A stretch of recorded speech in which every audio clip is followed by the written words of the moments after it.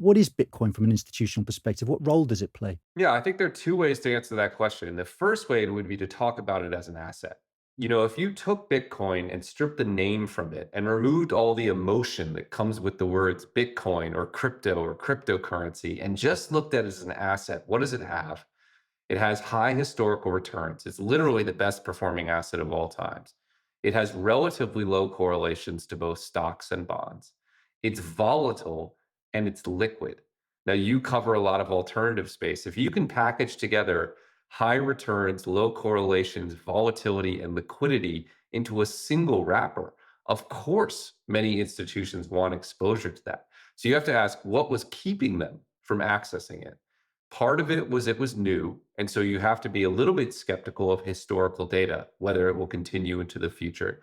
But a lot of it was reputational and regulatory risk.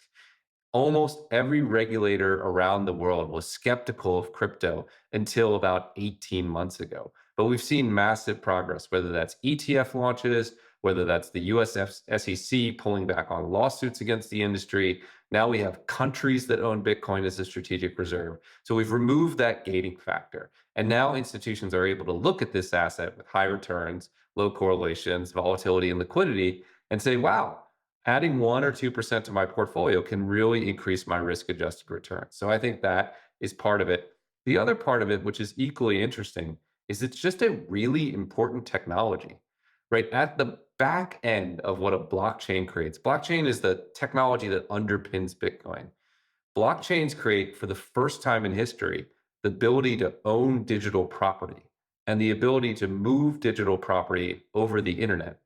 Those are big ideas. If you think about digital property rights as an idea, do you think that will be important in the future or not? I think a lot of people see it as one of the more important technological advances of the last 20 years. And I think we're just in the early stages of figuring out all the use cases. So whether it's like fundamental use case or an asset, it's extraordinarily attractive.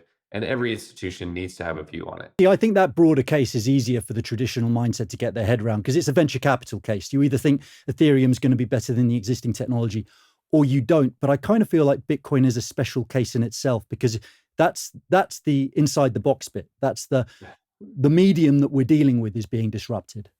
Yeah, and it's hard for people to get their heads around because it challenges certain binary precepts you have in your mind. For instance, I'm telling you that Bitcoin will be digital gold, and you're looking at an asset that's extraordinarily volatile, right? And we're used to gold not being very volatile. And how do you square that in your mind?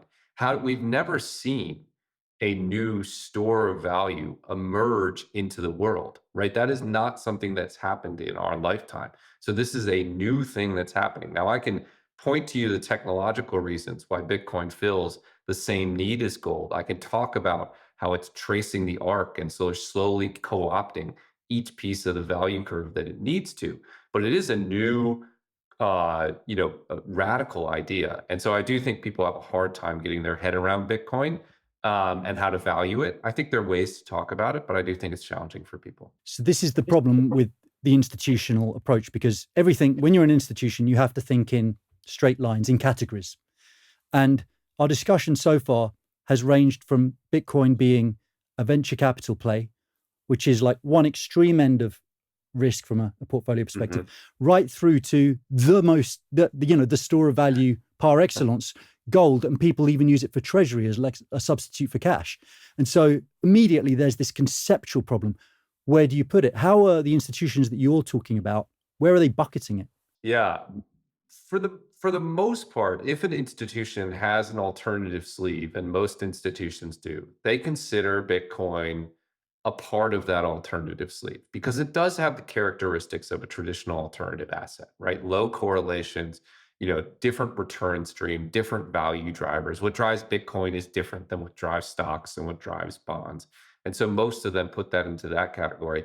But speaking to this duality that you're talking about, some of them put it in the same bucket as high beta equities. Some of them put it with technology stocks or other volatile equity like assets because it also have characteristics of that. Our minds want to put things in one box. And one of the challenges of Bitcoin is it doesn't quite fit in any one particular box. It has aspects of being an alternative, and it has aspects right now of being a risk asset. That's hard for our minds. But this is what we see institutions doing, many in alternatives, some in high value or high beta tech. And it can fit in both places.